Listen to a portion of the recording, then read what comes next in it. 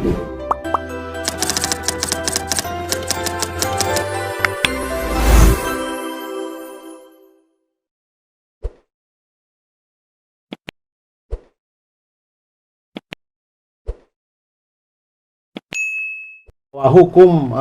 adalah panglima kita untuk mencari keadilan. Memang selalu menjadi diskusi yang menarik ketika disebut ungkapan tumpul ke atas dan tajam ke bawah. Kenyataan begitulah, berjuang untuk mencari keadilan di negeri ini. Bahkan yang kita tahu konstitusi kita menyeratkan tidak ada mayoritas minoritas dalam mencari keadilan. Tapi faktanya juga, misalnya kalau kita bandingkan satu fakta atau masalah perkara, yang satu dihukum berat dan yang satu dihukum ringan. Padahal kenyataannya sama-sama. Secara hukum juga punya masalah, punya hal yang sama dalam perkara itu. Yang menarik, saya akan berbincang dengan satu koordinator pengacara yang membela Muhammad Kece yang beberapa waktu lalu dihukum 10 tahun, dan tim pengacara ini juga tetap berjuang dan banding. Kita akan bertanya kenapa demikian, padahal kalau kita sebandingkan tadi ada hal yang sama dengan perkara seperti ini dihukum sangat ringan begitu. Apa yang terjadi? Kita akan bincang-bincang dengan Kamarudin Simanjuntak, SH, pengacara dari Muhammad Kece. Selamat siang, Bang. Baik, selamat siang. Bagaimana kabar, Bang? Kabar baik. Selamat siang juga buat pemirsa yang budiman. Bang, saya mengikuti perkembangan sidang dari Muhammad Kece walaupun dari media sosial. Abang terus berjuang agar Muhammad Kece dihukum sepantasnya, seringan-ringannya. Ternyata divonis di pengadilan 10 tahun. Apa yang terjadi, Bang? Jadi yang terjadi sebetulnya sebelum dimulai persidangan, vonis itu sudah ada berdasarkan laporan intelijen. Kenapa saya katakan vonis sudah ada? Bahkan sebelum saya jadi pengacaranya, itu vonis dan tuntutan dan vonis sudah ada. Jadi ketika saya menjadi pengacara yang kesekian setelah yang pertama 15 orang itu gagal bertemu MKC karena ada hoax ditebar oleh penyidik kepolisian dari Cyber Polri atau dari Cyber Polri. Kemudian berlanjut lagi pengacara berikutnya, berlanjut lagi pengacara ketiga, dan saya yang keempat atau rombongan yang keempat. Kami sudah diundang oleh teman-teman pejabat dari Kejaksaan Agung yang bersimpati dengan perkara MKC, tetapi tidak bisa berbuat apa-apa karena mereka ASN atau pejabat di Kejaksaan Agung atau di Gedung Bundar. Yeah. Seperti saya ulang-ulang dari dulu bahwa saking rahasianya pertemuan itu hingga kami pindah tempat sebanyak 4 kali. Pertama dirancang di restoran Manado, restoran OC kalau nggak salah, itu di belakang Kejaksaan Agung gitu. Yeah. Karena banyak di sana jaksa-jaksa, kami pindah ke Kentucky di belakang Mall Blok M. Yeah. Ternyata masih banyak juga di sana jaksa-jaksa dan pengunjung. Maka kami pindah lagi ke Panglima Polim di situ ada Starbucks, yeah, juga rame. Akhirnya kami pindah lagi ke restoran Sulawesi di Panglima Polim ujung, itu ada restoran khusus menjual sop ikan. Yeah. Nah di sana karena sepi, disitulah dijelaskan bahwa pasal yang disangkakan atau dialamatkan kepada klien saya Muhammad Kece telah diganti oleh jaksa. Siapa yang menjelaskan waktu itu? Pejabat yang minta dirahasiakan nama mereka. Okay. Ada pejabat-pejabat, beberapa orang dari Kejaksaan Agung yang menurut mereka tidak terima dengan perlakuan jaksa-jaksa peneliti berkas dari Kejaksaan Agung itu. Karena mereka sangat rasis, radikal, dan apa namanya itu bahkan ada keluar kata-kata yang menurut mereka ada videonya waktu itu terlontar bahwa ketika MKC di aniaya atau disiksa di rutan Bareskrim Polri, kemudian ada kata-kata dari para peneliti berkas ini mengatakan syukur cuma dipaksa makan tai atau makan feses.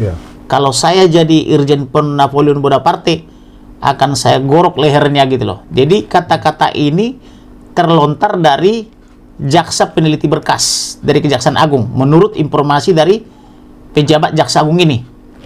Nah, dari situ kami bisa menilai betapa radikal dan betapa ekstremis atau betapa tidak rasionalnya mereka dalam meneliti berkas sehingga keluar kata-kata seperti itu.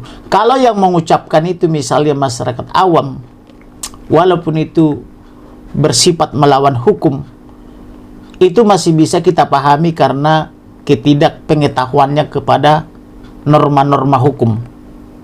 Tetapi kalau seorang aparatur penegak hukum mengeluarkan kalimat seperti itu, syukur cuma dipaksa makan tai, kalau saya jadi Irjen Pol Napoleon Bonaparte, akan saya gorok lehernya katanya. Itu sudah tidak rasional. Itu kalimat pertama yang saya dengar, dan saya ajak juga saksi dari rekan saya itu Martin Lucas untuk mendengar itu, walaupun mereka bilang sangat rahasia dan tidak boleh bawa teman, saking rahasianya. Nah, yang kedua, menurut mereka bahwa sudah diganti pasalnya. Karena MKC ini dilapor pasal 156 KUHP, junto 156A huruf A KUHP, junto pasal 28, junto pasal 45 Undang-Undang ITE. Tetapi menurut jaksa ini, pejabat dari kejaksaan itu, pasalnya sudah diganti menjadi pasal 14 ayat 1 Undang-Undang nomor 1 tahun 1946 tentang peraturan hukum pidana. Awalnya saya mendengar itu kurang percaya. Artinya 50% lah. Tapi karena ini sahabat-sahabat saya yang sudah punya dedikasi cukup bagus di Kejaksaan Agung, dan saya mengenal mereka waktu masih di Kejaksaan Negeri, artinya masih pejabat-pejabat di Kejaksaan Negeri hingga Kejaksaan Agung, maka saya harus mempertimbangkan informasi itu. Bahwa informasi seperti itu sangat berharga.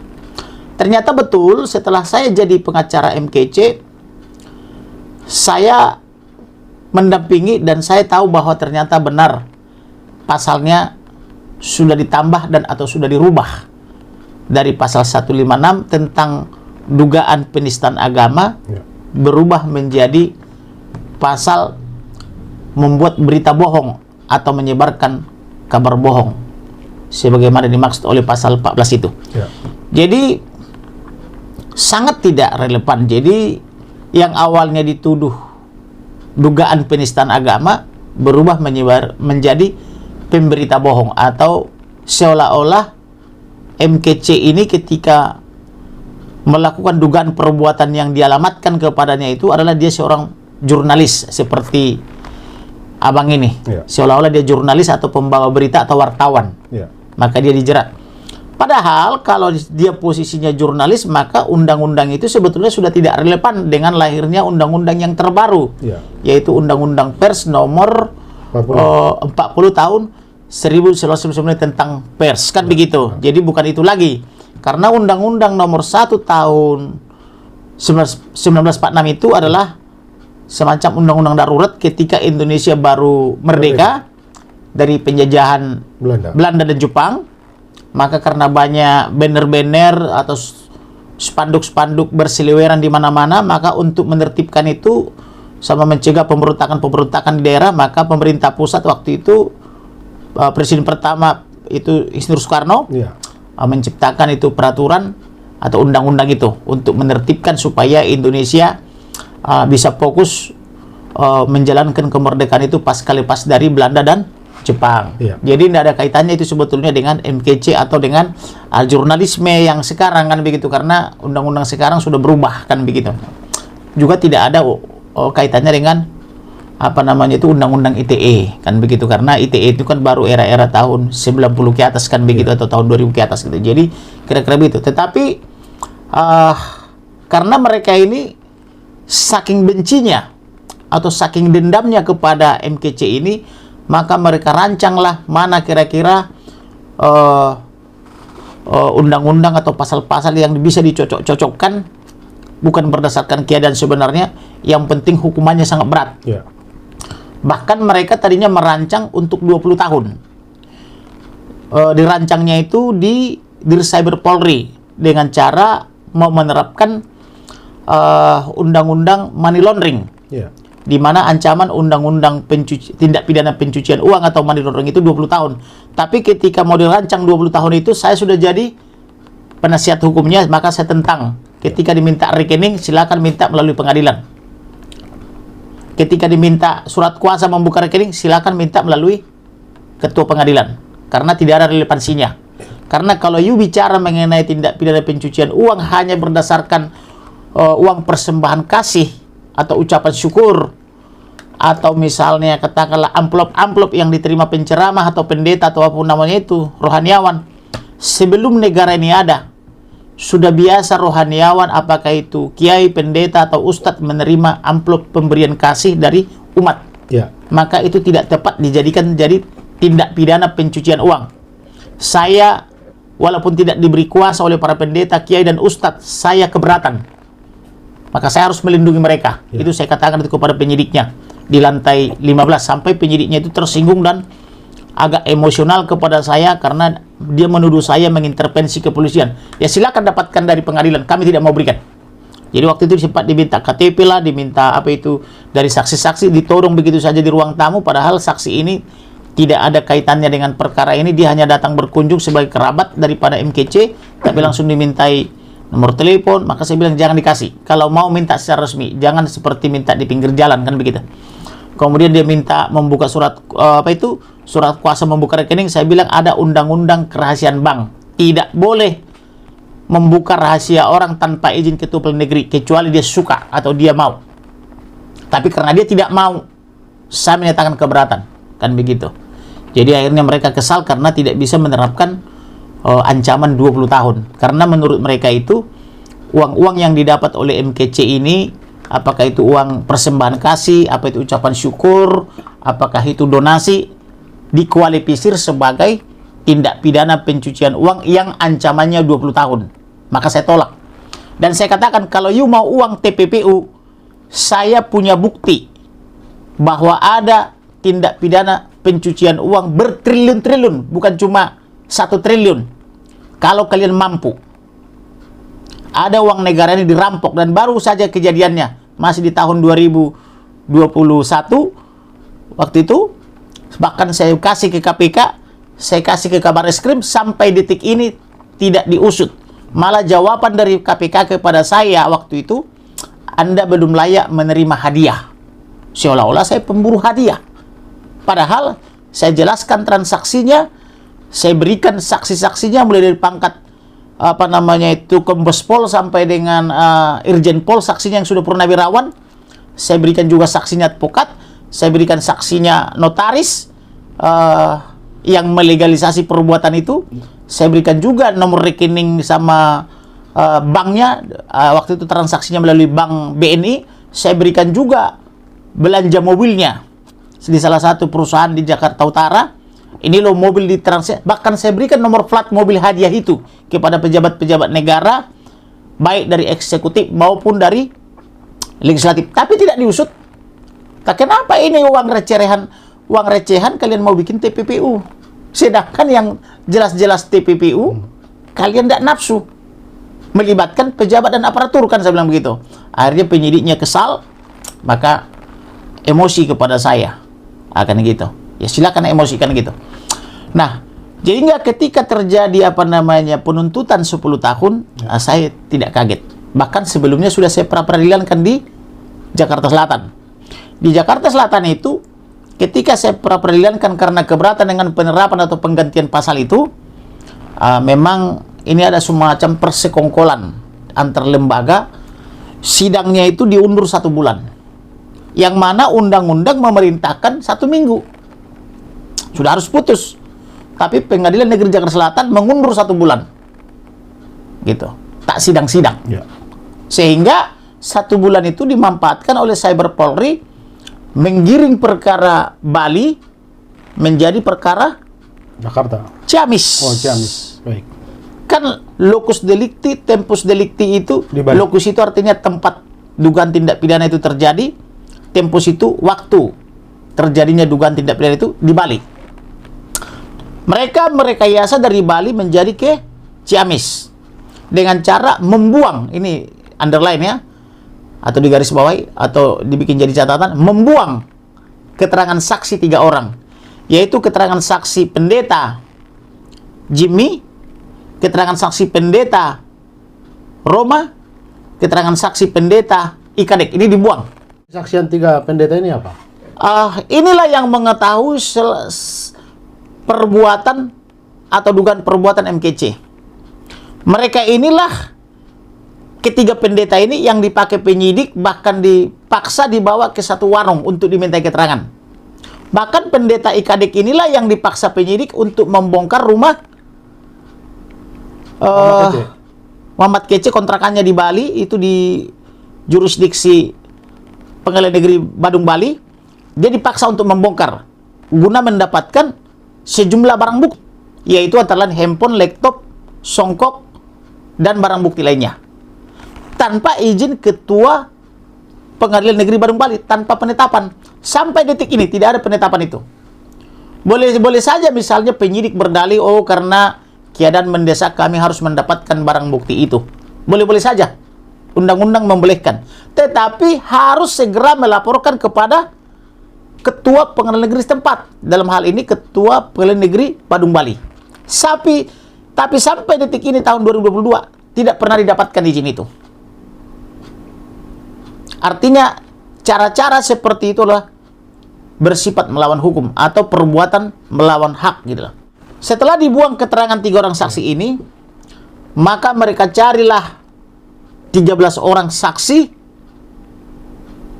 22 tahun lalu atau 20 tahun lalu, tepatnya 2002-2003, yang tak ada hubungannya dengan perkara ini. Ya.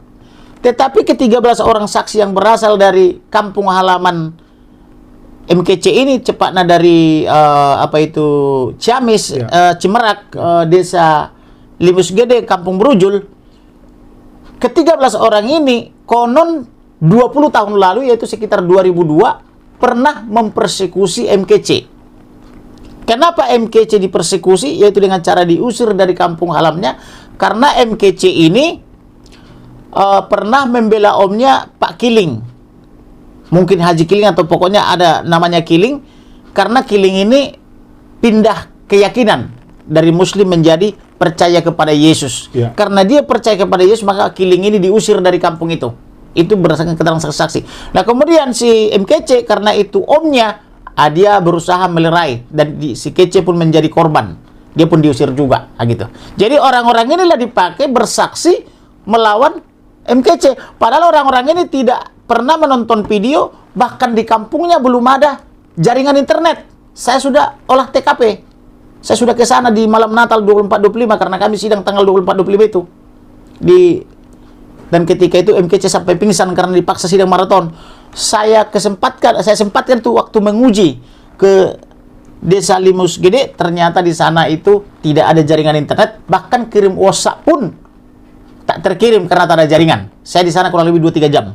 Jadi oleh karena itu, maka bisa dikatakan ke-13 orang saksi ini adalah saksi yang direkayasa oleh penyidik untuk melawan MKC yang tak ada hubungannya dengan dugaan penistaan agama itu, atau yang dirubah menjadi kalimat-kalimat bohong itu, gitu.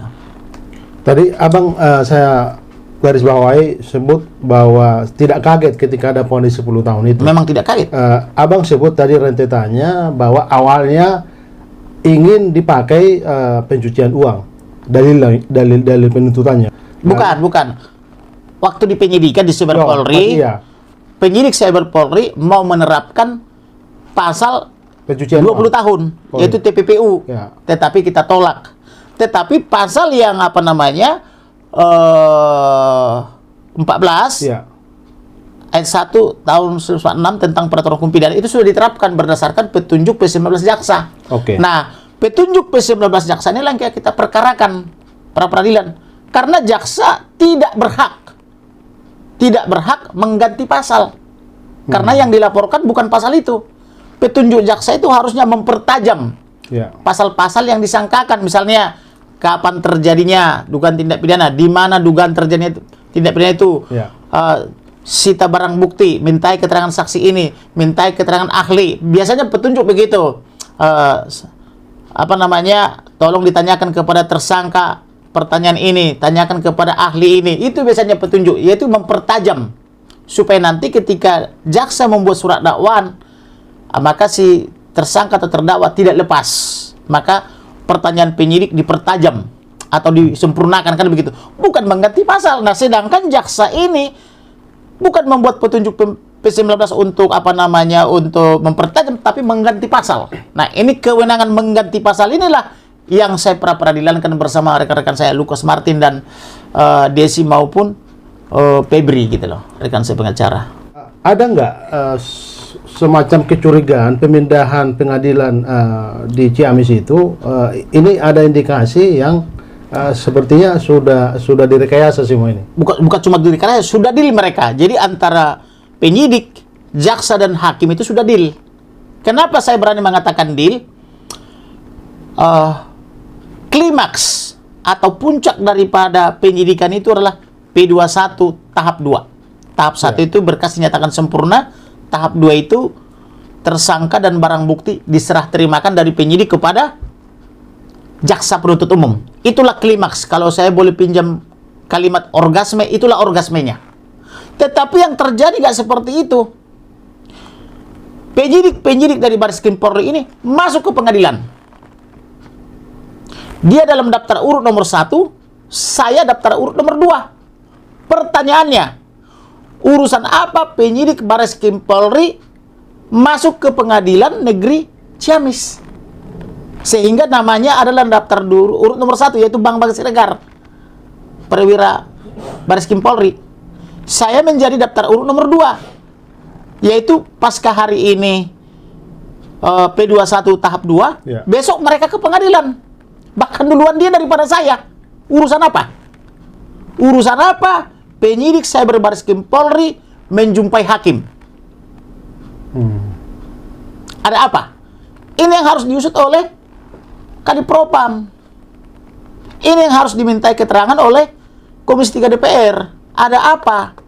Ini yang harus diperiksa oleh pengawas Mahkamah Agung. Ini yang harus diperiksa oleh Komisi Yudisial. Tapi semua orang ini diam.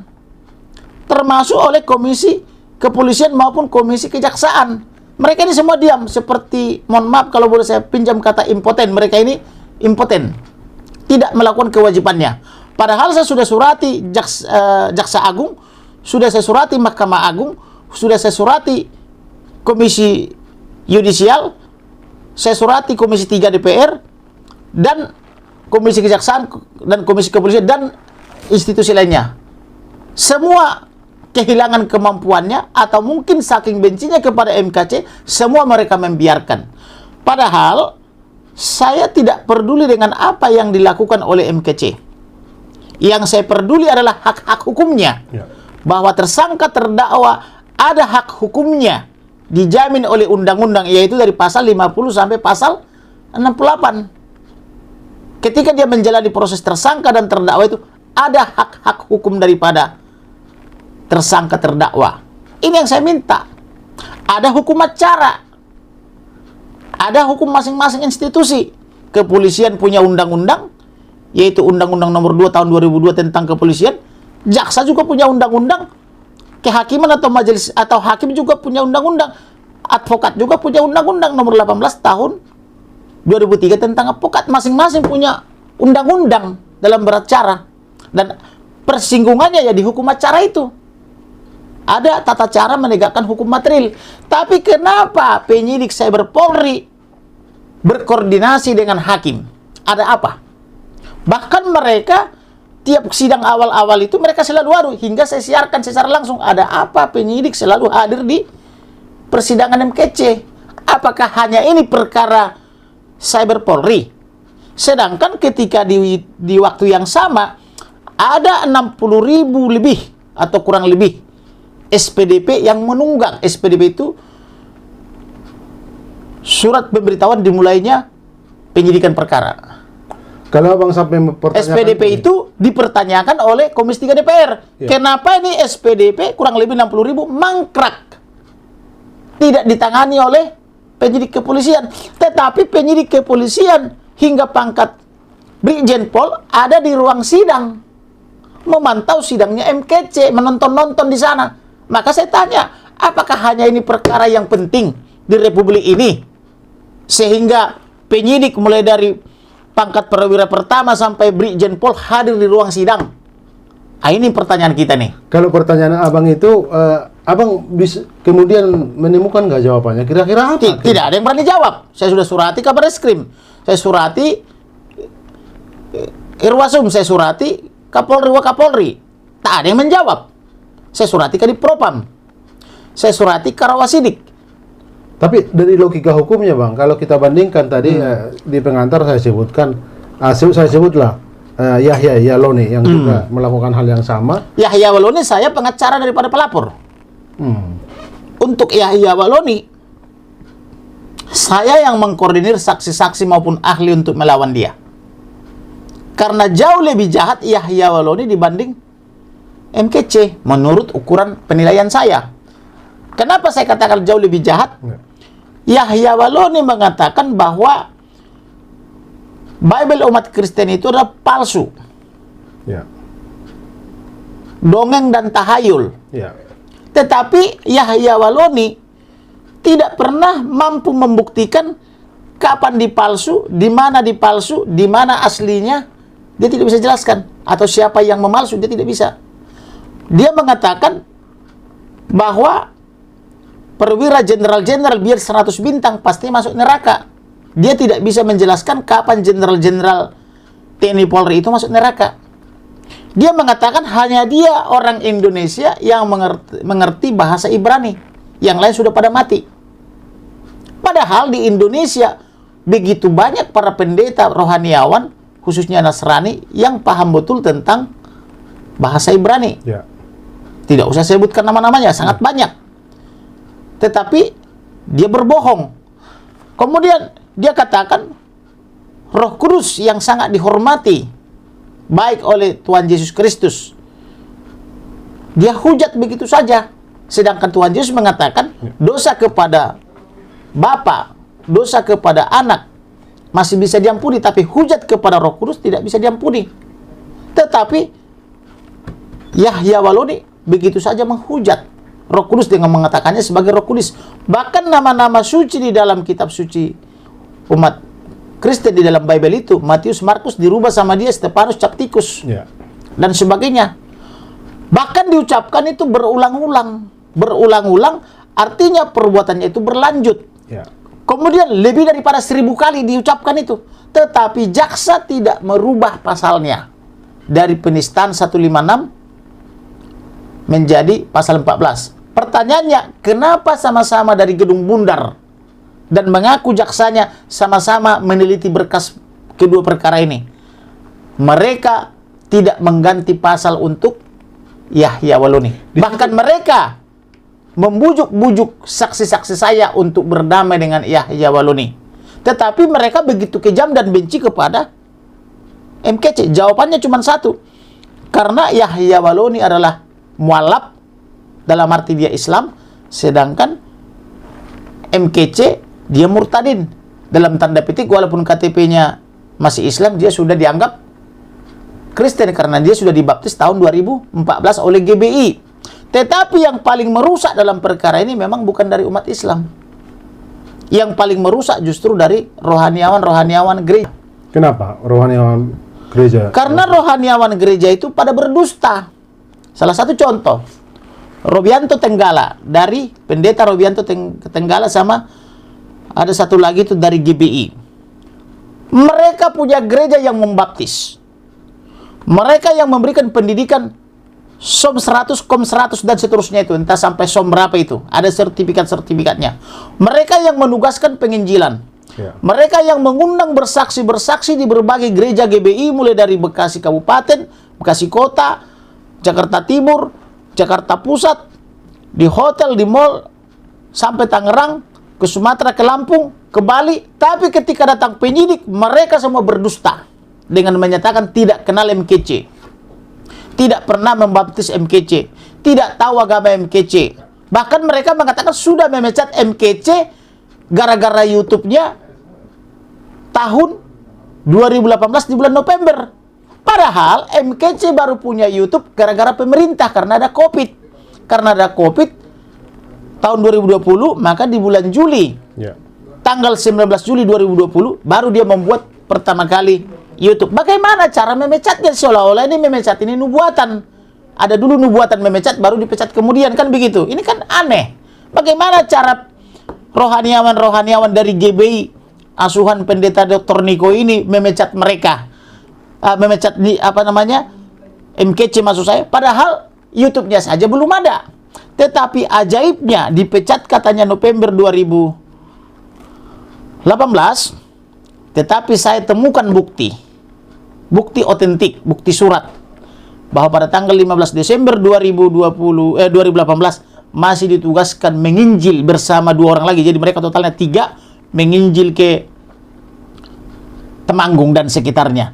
Kok orang sudah dipecat di bulan November masih ditugaskan menginjil di 15 Desember 2018? Ini kan ajaib. Lalu apa makna dipecat? Nah, lebih hebatnya lagi, di bulan April 2021 atau 4 bulan sebelum ditangkap oleh Cyber Polri atau sebelum diculik di Bali, mereka sama-sama membuat video YouTube. Judulnya Salam Sadar. Coba cari di YouTube. Salam Sadar. Itu tokoh-tokoh GBI. Semacam pimpinan GBI lokal di Bali.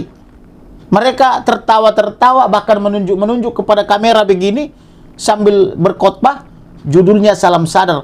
Bagaimana orang sudah dipecat November 2018 membuat video bersama di April 2021. Nah, inilah makanya Tuhan Yesus berkata, tidak semua orang yang berseru-seru kepadaku Tuhan, Tuhan, atau membuat mujizat atas namaku, tetapi pada saat itulah aku berterus terang, enyahlah kau pembuat kejahatan. Jadi bukan soal seru-serunya kepada Tuhan, bukan soal kesurupannya, bukan berbahasa-bahasa yang aneh, bukan. Tetapi apakah kau menjadi pelaku firman Tuhan atau bukan? Apakah kau melindungi orang-orang teraniaya atau bukan? Apakah kau cinta kebenaran atau tidak? Apakah kau punya kasih atau tidak? Karena Tuhan Yesus itu kasih. Tetapi kalau datang polisi dan jaksa kau langsung kabur, terbirit-birit, ya bertobatlah kalau menurut saya. Siapapun kalian itu. Kemudian, yang lebih ajaib lagi, dia kirim surat 3. Satu ke pengacara, yaitu kepada saya dan rekan-rekan saya Martin Lucas dan Febri. Dikirim ke hakim 1, dikirim ke jaksa 1. Ini 3 surat dari orang yang sama. Surat ke saya dikatakan menyesal telah membuat keterangan seperti itu di penyidikan maupun di pengadilan. Karena mereka memberi keterangan palsu di bawah janji atau sumpah. Maka mereka katakan bahwa yang salah adalah pendeta Uweko. Karena pendeta Uweko mengatakan telah dipecat padahal belum dipecat. Jadi mereka menyalahkan Uweko. Dan dikatakan lagi bahwa pendeta Uweko, saya belum kenal Uweko sampai dengan detik ini. Ternyata pendeta Uweko itu, mohon maaf, 1000 kali mohon maaf kepada pendeta Uweko. Dia telah penyakit Alzheimer, penyakit otak maksudnya. Sehingga keterangannya dianggap tidak valid. Maka saya berpikiran bahwa ini keterangan testimonium di audito. Secara hukum disebut dengan testimonium di audito, itu keterangan yang didasarkan pada keterangan orang lain. Artinya tidak bernilai, sama dengan keterangan palsu.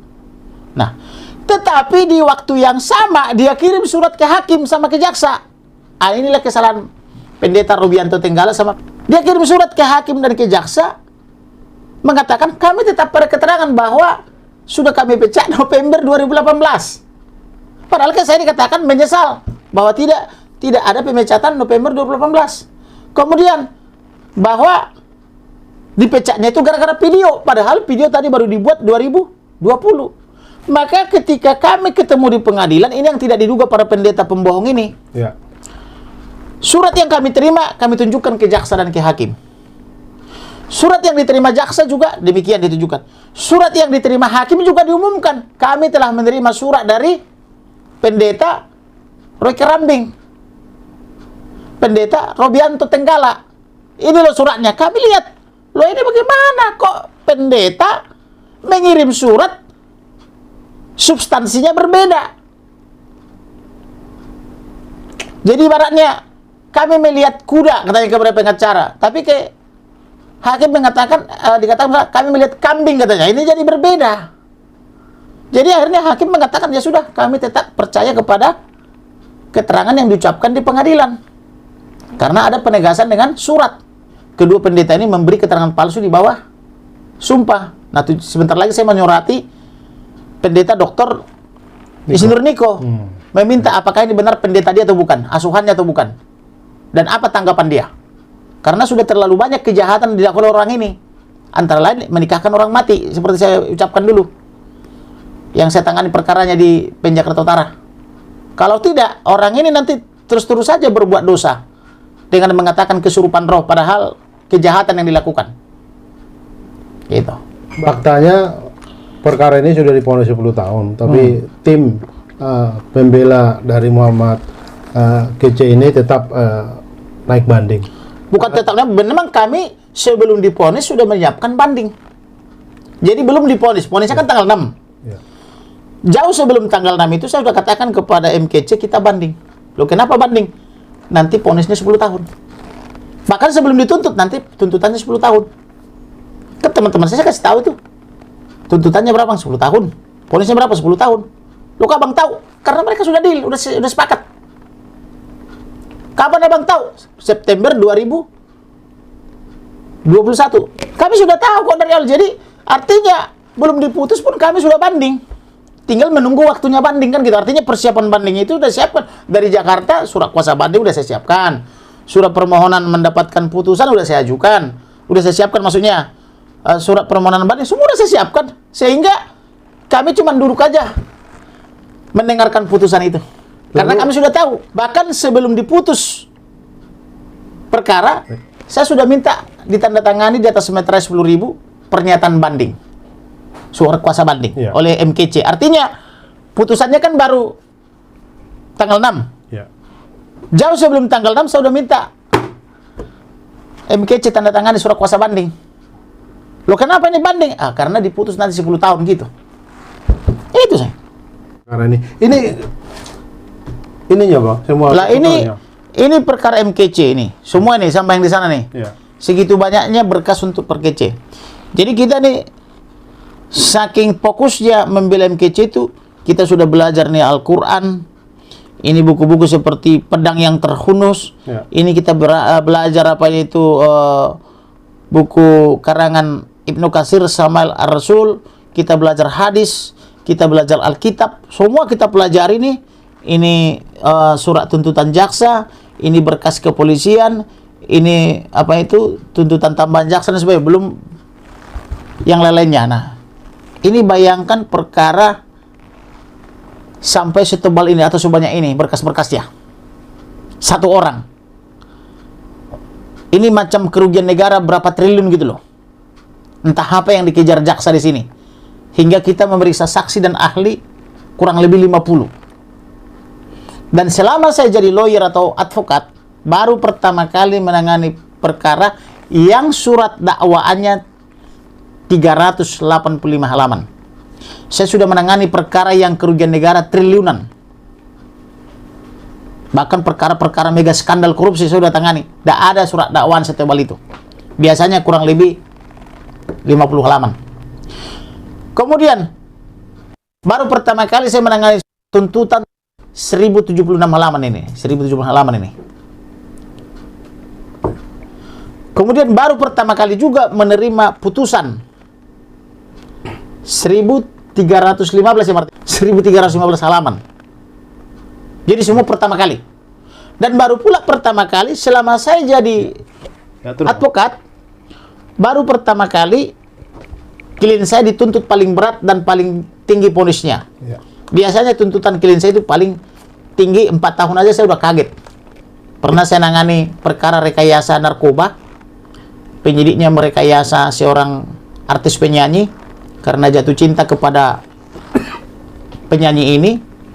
Awalnya penyanyinya mau sama dia, ternyata karena si penyidik ini sudah sudah punya istri, maka penyanyinya mundur. Si penyidiknya ini tidak terima, maka dijebak di 1001 malam, yaitu suatu tempat hiburan malam. Dijebak, jadi mereka menyiapkan narkobanya.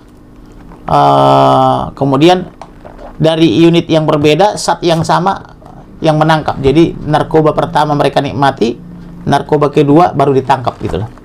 Jadi dari Polda. Tapi karena berhasil saya bongkar, itu semua mereka minta maaf dan menawarkan uang kepada saya sebagai suap, disuap oleh penyidik-penyidik ini saya.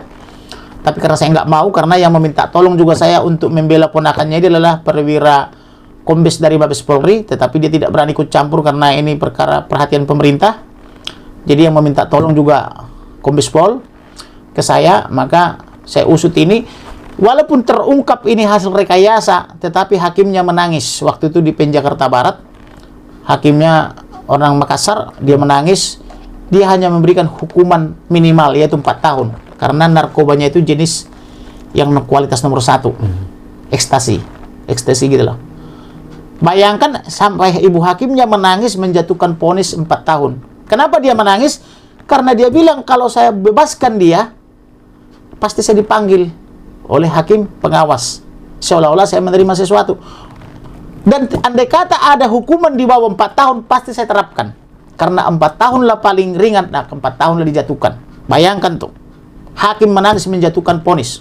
Karena terungkap semua di persidangan bahwa ini hasil rekayasa. Karena akibat cinta ditolak. Nah, seperti itu. Jadi, itu saja 4 tahun.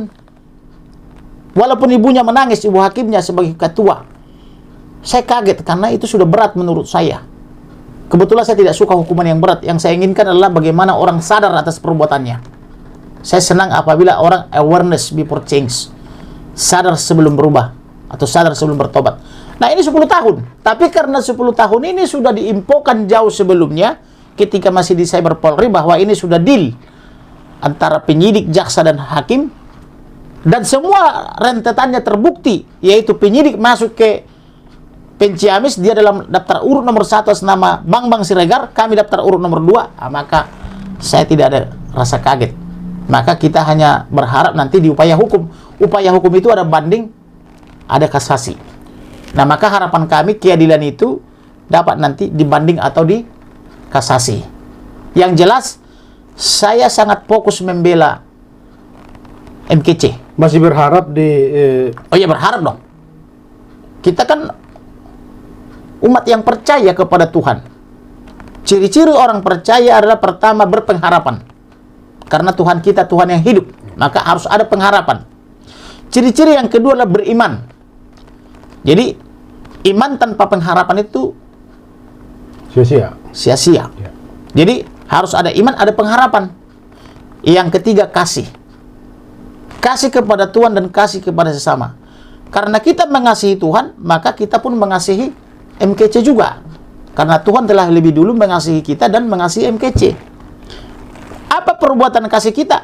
Yaitu fokus menangani perkaranya, sekalipun bukan karena motivasi uang.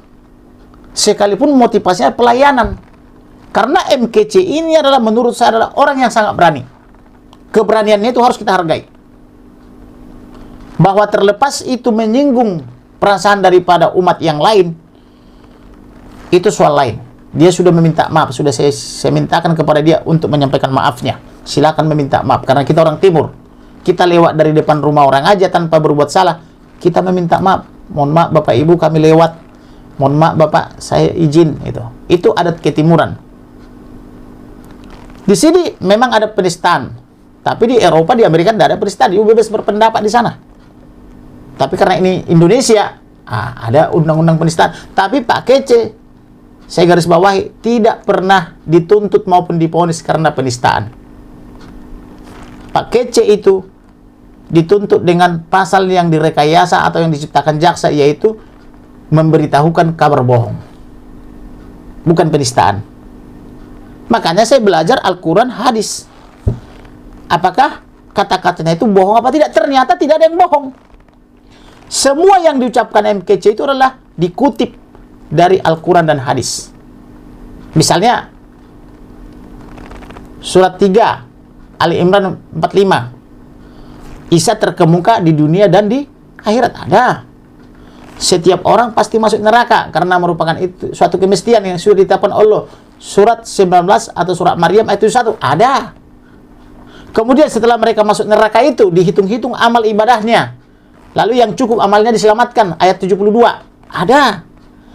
Isa pernah lahir, pernah mati, pernah bangkit. Ada. Surat 19 ayat 33 atau surat Maryam 33. Ada.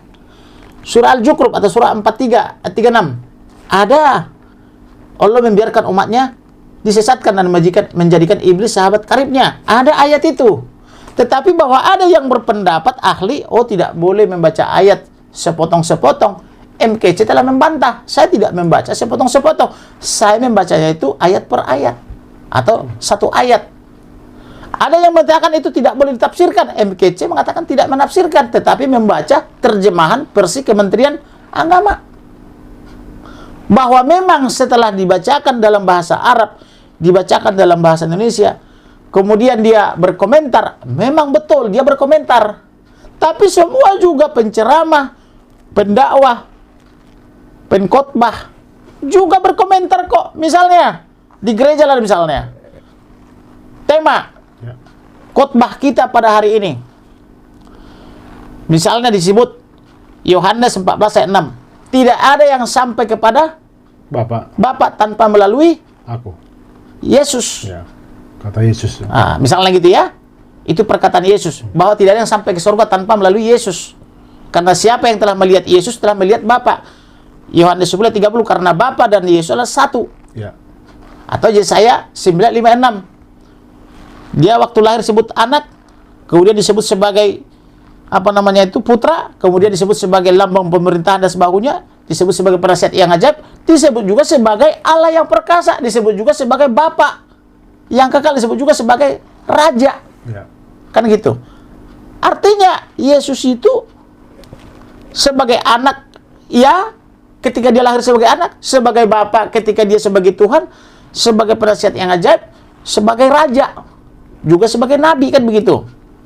Jadi ketika dibacakan ayat ini, maka pendeta atau pengkhotbah itu biasanya kan menjelaskan. Bahkan lebih panjang penjelasannya daripada perikopnya. Benar nggak? Ya. Perikopnya cuma sedikit, penjelasannya kadang sampai setengah jam. Nah, bahwa pemahaman orang tidak bisa dipidana. Faktanya, kita nggak usah dulu bicara di luar umat Kristen. Umat Kristen dan Katolik saja misalnya memahami baptis itu berbeda-beda. Ya. Ada yang menyatakan baptis cukup dipercik. Karena bukan soal airnya, tetapi adalah rohnya. Yaitu Bapa, Putra, dan Roh Kudus. Karena Bapa itu roh. Ya. Ada yang memahami tidak cukup dipercik, harus diselamkan atau dicemplungkan ke air. Ya. Karena dia berasal dari kata baptiso katanya. Nah, karena zaman dulu orang mandi adalah harus nyemplung ke sungai atau ke kolam, maka dicemplungkan. Ada lagi yang berpendapat, tidak cukup, harus di sungai, karena kalau di kolam airnya kotor, najis, karena dipakai orang berenang setiap hari. Segala yang jorok ada di situ, maka harus di sungai, maka dibaptis di sungai. Ada yang beraliran seperti itu. Sudah dibaptis di sungai, salah, kau baca ulang deh. Di mana sih dibaptis katanya kan gitu? Di Sungai Jordan. Akhirnya pergi ke Sungai Jordan. Seperti naik haji gitu loh, pergi mereka itu ke Israel sana atau ke Palestina sana, maka dicemplung lagi di situ dalam nama Bapa, Putra, Roh Kudus di Sungai Jordan. Nah, ini kan pemahaman orang tidak boleh dipaksa satu. Ya. Bahkan sudah dibaptis pun di Sungai Jordan, ada lagi aliran dari Amerika, tidak cukup cuma dibaptis, karena ketika dibaptis iblisnya memang pergi mencari tempat lain, tetapi tidak ketemu tempat lain, maka dia ajak teman-temannya. Dia balik lagi ke tempat semula. Maka harus ada pemutusan. Ibarat jembatannya harus diputus supaya iblisnya tidak balik lagi ke tempat itu dengan teman-teman yang lebih kuat. Ini pemahaman. Jadi, apakah pemahaman bisa dipidana? Karena pemahamannya A, pemahaman ini B, maka dipidana aja. Buktinya kita kemarin baru selesai Lebaran. Lebaran saja beda sehari loh antara Muhammadiyah dan NU dan pemerintah. Ya. Muhammadiyah lebih dulu pemahaman mereka, NU dan pemerintah sehari kemudian, benar nggak? Ya. Tidak bisa dipidana pemahaman orang, tidak bisa dipaksa pemahaman. Rambut boleh hitam atau sama-sama hitam, tetapi pemikiran bisa berbeda, gitulah. Nah, jadi artinya MKC tidak bisa dipidana karena pemahamannya. Itulah makanya kita melakukan upaya hukum banding, biar diuji di tingkat 2 atau di tingkat banding. Nanti kalau masih mengecewakan, kita uji ke Mahkamah Agung sebagai benteng terakhir untuk memperoleh kepastian hukum dan keadilan dan kemanfaatannya. Siap. Saya kira banyak orang yang simpati dengan Abang. Banyak juga yang memaki-maki. Jangan hanya simpatinya. Banyak yang bilang begini. Iya. Ngapain pakai pengacara? Toh 10 tahun juga. Kan gitu. Tapi boleh-boleh saja. Itu kan pendapat orang. Bahkan ada yang sekumpulan dari Eropa spesialis memaki-maki saya. Apapun yang saya lakukan yang baik dimaki-maki. Karena apa-apa? Karena Tuhan Yesus sudah mengingatkan bahwa ada pencemooh. Bahkan jauh sebelum Yesus turun ke dunia ini, sudah ada kitab Mazmur yang bercerita tentang orang fasik dan pencemooh. Kurang lebih 3.000 tahun sebelumnya. Atau 1.500 tahun sebelumnya, itu zaman Musa. Yeah. Atau 800 tahun sebelumnya, zaman Yesaya. Yeah. Sudah ada pencemooh. Jadi kalau ada memaki-maki, mencemooh, ya biasa saja itu. Tidak usah dihiraukan. Kalau ada pun memotivasi atau bersimpati, kita ucapkan puji Tuhan, terima kasih, Tuhan memberkati. Kan begitu. Jadi yang memaki-maki juga kita syukuri, kita ucapkan terima kasih. Yang mencemooh pun semoga dia cepat sadar dan bertobat sebelum dipanggil oleh yang kuasa. Tetapi keadilan, kepastian hukum dan kemanfaatannya harus kita perjuangkan. Karena kenapa? Tuhan berpesan di Yeremia 27 ayat 3 dikatakan, berdoalah kemana kamu aku buang. Ya. Dan usahakanlah kesejahteraan kota itu. Ya. Karena kesejahteraan kota itu adalah kesejahteraanmu juga. Ya. Kalau nggak salah itu Yeremia 29 ayat 7 apa 3 itu. Kurang lebih di situlah. Jadi artinya kita harus mengusahakan kesejahteraan Indonesia. Baik. Kita harus berdoa buat Indonesia. Dan kita harus berpengharapan bahwa Indonesia ke depan harus lebih baik dan harus lebih maju. Karena kesejahteraan Indonesia adalah kesejahteraan kita juga. Bahwa para penyidik, para jaksa dan hakim, karena agamanya, karena sentimennya, karena konflik of interest-nya, mereka bersekongkol menuntut 10 tahun dan memvonis 10 tahun, itu soal lain. Memang harusnya Jaksa Agung maupun Mahkamah Agung harusnya bijak. Harusnya jaksanya, penyidiknya maupun hakimnya jangan yang beragama Islam. Harusnya karena ini diduga menista Islam, ya jangan diadili oleh hakim Islam, dituntut oleh jaksa Islam, disidik oleh penyidik Islam. Ya paling tidak dikasih lah entah yang beragama Buddha, Hindu, atau Konghucu, hakimnya juga yang beragama Hindu, sudah tepat tadinya di Bali.